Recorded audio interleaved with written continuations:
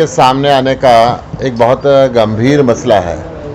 Bharatiya Janata party के समालका से उम्मीदवार अशोक कुच्छल जी जिस मुकदमे में पहले 1 साल जेल काट चुके हैं, गंभीर अपराध जिनके ऊपर लगे हुए हैं और एफआईआर दर्ज हुई समालका पुलिस स्टेशन के अंदर। इसके सेक्शन में आपको बता दूं 109, 115, 116, 120 बी, 195, 211, 384, 388, 389, ये सारे जो कोर्ट की प्रोसीडिंग आज की तारीख में चल रही है, जिसमें 10 साल से ऊपर की सज़ा हो सकती है, ये सारी उन्होंने छुपाई है, अपने नॉमिनेशन में नहीं भरा। तो उनका नॉमिनेशन रद्द करने के लिए हमने आज हरियाणा के मुख्य चुनाव आयुक्त को अपील की है। धनपत सिंह जी को मैं खुद व्यक्तिगत स्तर पे भेज चुका हूं कि ऐसा गंभीर अपराध जिसके ऊपर 10 साल से ऊपर की सज़ा हो सकती है और जिसके लिए कानून के अंदर मना है कि वो व्यक्ति चुनाव नहीं लड़ सकता, ये सेक्शन 21M, ये चिट्ठी हमने लिखी, section 21M Haryana municipal act ये है।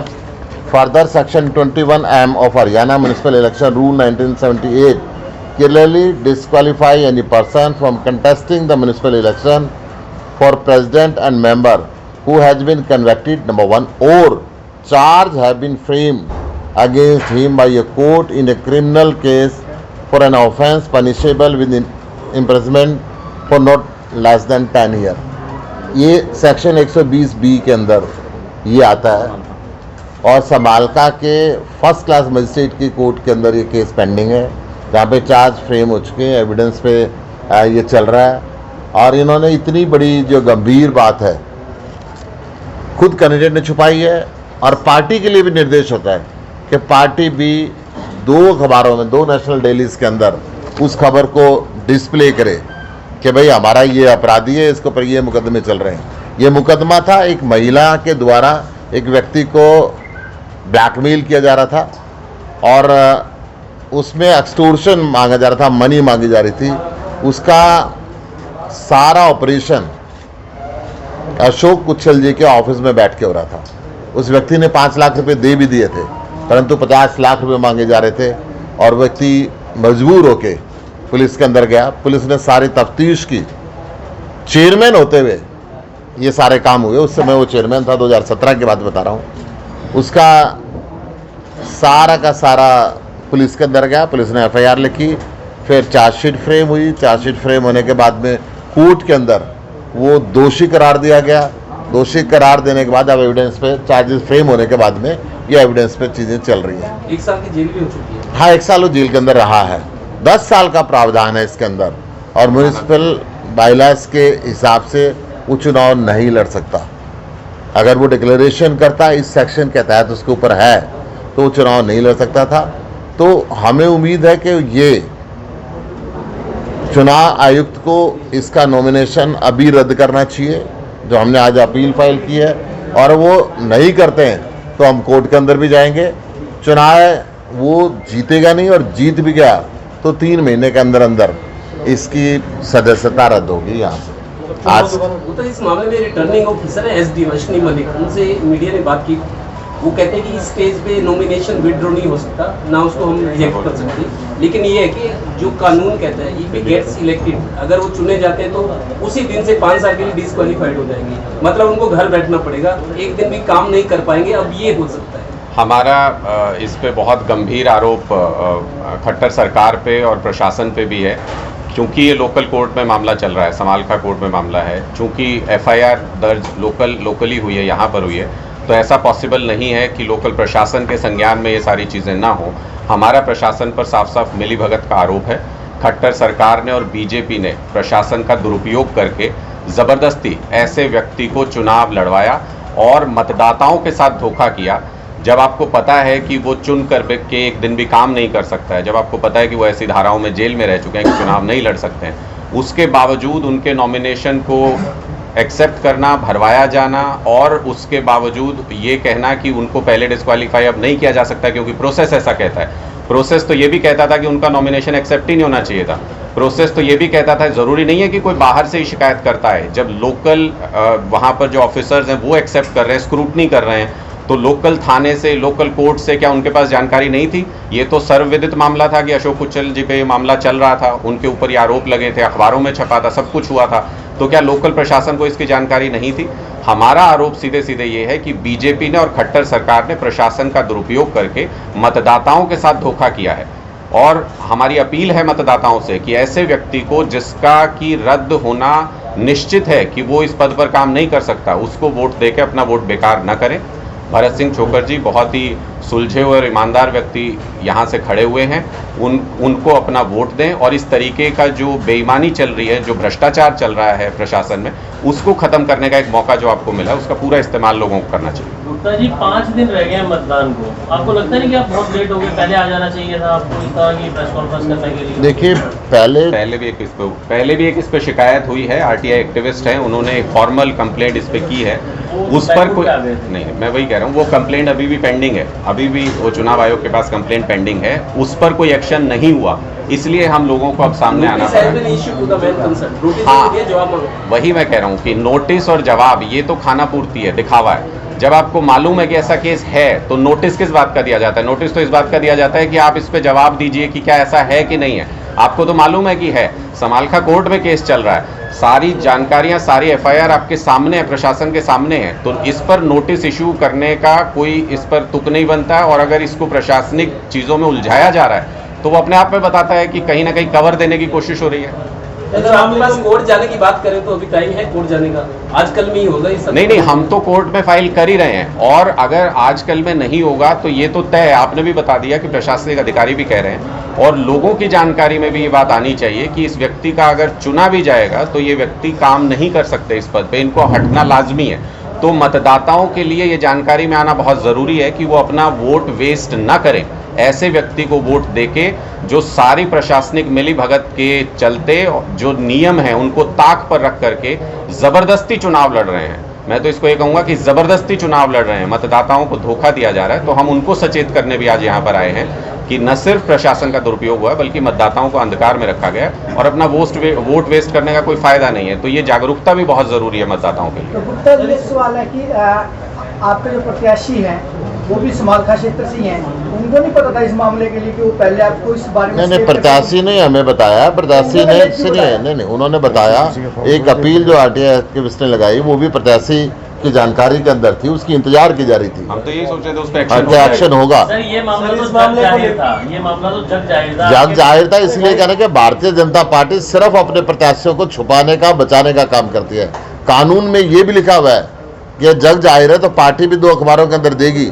क्यों पार्टी ने नहीं दिया? कैंडिडेट ने छुपाया तो पार्टी को छुपाती है। सर मेरा आपसे प्रश्न ये है कि ये मामला आपके संज्ञान में आया, इस मामले को लेकर लगातार प्रेस कॉन्फ्रेंस भी होती है, आप लोग इसके अंदर हाई कोर्ट में रिट डाल सकते हैं क्योंकि 420 भी बनता है, तो उस मामले में अब आप लोग क्या कर रहे हैं ये बता दीजिए, और क्या मामला दर्ज कर रहे हैं? हमने मुख्य चुनाव आयुक्त को शिकायत की है, 1-2 दिन के अंदर कोई एक्शन नहीं लेते तो डेफिनेटली हम कोर्ट के अंदर जाएंगे। देखिए इसमें क्या है कि इसमें कुछ जांच के लिए रह नहीं गया, हमने हमारी इस कंप्लेंट के साथ सारे दस्तावेज, एफआईआर की कॉपी की हम वेट कर रहे थे जो कि हमें अभी मिल गई है, एफआईआर की कॉपी के साथ और जो जितने कानून में प्रावधान है उसके जितनी सुप्रीम कोर्ट की जजमेंट्स है इससे रिलेटेड, हमने वो सब उसमें लगा दिए हमारी कंप्लेंट में। तो जांच के लिए कुछ बचा नहीं है। और हमने जो अशोक उच्छल जी ने अपना एफिडेविट फाइल किया था उसकी भी कॉपी लगा दी है। तो सब कुछ जग जाहिर है और सब कुछ दस्तावेज में है, कुछ अब जांच के लिए बचा नहीं है। तो हमें चुनाव आयोग से हमने जो ये कंप्लेंट लगाई है इस एक्सपेक्टेशन के साथ लगाई है कि जल्दी ही इस हमारी कंप्लेंट पर कार्रवाई होगी और उनका चुनाव आज या कल में चुनाव आयोग रद्द करेगा। और अगर चुनाव आयोग रद्द नहीं करता तो हम इलेक्शन पिटीशन के जरिए हाई कोर्ट जाएंगे और हमें उम्मीद है कि हाई कोर्ट से हमें न्याय मिलेगा और जनता को, मतदाता को भी जो एक उसका राइट है ये जानने का कि जो उम्मीदवार चुनाव लड़ रहा है उसके खिलाफ किस तरीके के आपराधिक मामले हैं, अगर वो नहीं देता तो माननीय उच्चतम न्यायालय ने ये भी बार बार कहा है पिछले कुछ समय में जो जजमेंट्स आई हैं कि ये freedom of speech and expression जो कि कॉन्स्टिट्यूशन ऑफ इंडिया में एक मतदाता का अधिकार है उसका उल्लंघन करता है वो उम्मीदवार। हरियाणा में तो इलेक्शन कमिश्नर की पोस्ट है, चीफ इलेक्शन कमिश्नर दिल्ली बैठती है, आपने सीईसी में शिकायत की है? हमने दिल्ली भी करी है और यहाँ जो हमारा election commission election commission election commission दोनों में दोनों जगह की है। वहां पर भी दिल्ली में भी करिए, chief election commissioner of India को भी, और जो पंचकुला में हमारे गणपत सिंह हैं। गणपत सिंह जी हैं, स्टेट के जो इलेक्शन कमिश्नर हैं, गणपत सिंह। हाँ जी, उनको भी करिए। आप लोग इसकी तय में गए हैं, पीछे गए हैं कि ये जो मामला हुआ है इसके ऊपर क्यों दर्ज हुआ? मैंने संजय बेनीवाल जो दूसरा है इसमें 376 का मामला, उसके ऊपर भी दर्ज था, और 376 के मामले के बाद ये महिला आई और पुच्छल उसकी सेटिंग में आया, ये उसमें जाके फंसा। संजय बेनीवाल के खिलाफ कोई भी नहीं बोला, उनके ऊपर कब्जे के ऊपर भी कई आरोप लगे हुए हैं। ऐसे रेलवे रोड पर भी कई कब्जे की दुकानें उनका वो कर रहा है। 376 जैसा गंभीर मामला भी उसके ऊपर उसने भी छुपाया। नहीं, देखिए, हम तो उस व्यक्ति के बारे में बात कर रहे हैं जो पब्लिक लाइफ में चुनाव लड़ने के लिए आया और चुनाव के नियमों, वो चुनाव लड़ रहे हैं। मैं वही कह रहा हूँ, जो पब्लिक लाइफ में चुनाव लड़ने के लिए आए उनके FIRs की कॉपी हमारे पास मौजूद है, और उन्होंने ये डिक्लेयर नहीं किया, आपने चुनाव का जो उन्होंने पर्चा भरा उसमें डिक्लेयर नहीं किया हमारा। मैं यही कह रहा हूँ, तो उनके खिलाफ भी कार्रवाई होनी चाहिए, तो उनके खिलाफ भी कार्रवाई होनी चाहिए। मेरा कहना सिर्फ इतना है कि अगर इस तरह की जानकारी छुपाई गई, जैसे हमारे किसी कैंडिडेट पर अगर मामूली FIR भी है, किसी प्रदर्शन की FIR भी है, तो हमने वो जानकारी बाकायदा अखबारों में पब्लिश की है, और हमने वो जानकारी कैंडिडेट की तरफ से भी पब्लिश हुई है, पार्टी की तरफ से भी पब्लिश हुई है। तो अगर मतदाता को जानने का अधिकार है कि वो किस कैंडिडेट को वोट देने जा रहा है, तो उसको ये जानने का भी अधिकार है कि यहाँ समालखा में जिस कैंडिडेट को वो वोट देने की सोच रहे हैं या उनके सामने एक ऑप्शन के रूप में वो उम्मीदवार मौजूद है, वो इस पद के लिए चुनाव लड़ ही नहीं सकता।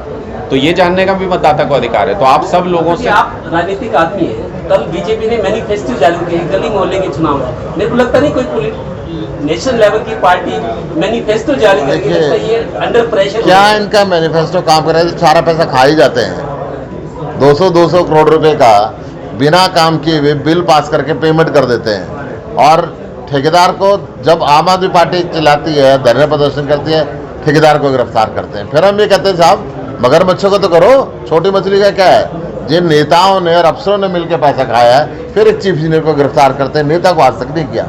भारतीय जनता पार्टी अपने नेताओं को छुपा के रखती है, बचा के रखती है, चाहे उनके ऊपर हत्या के मुकदमे हो, चाहे उनके ऊपर एक्सटोर्शन के मुकदमे हो। समालखा के अंदर देखा एक्सटोर्शन का मुकदमा है, छुपा रही है, ना खुद अखबार में दे रही है, ना एफिडेविट के अंदर आ रहा है। घोषणा पत्र जारी करना ये शायद कहीं डाइवर्ट करने की बात है, ध्यान की प्रेशर में, अंडर प्रेशर चल रहे हैं। प्रेशर में तो है ही बीजेपी प्रेशर में है, परंतु बीजेपी इसके लिए घोषणा पत्र जारी भी नहीं होना चाहिए था, जारी कर भी दिया तो आज तक इन्होंने कोई घोषणा पूरी करी है क्या?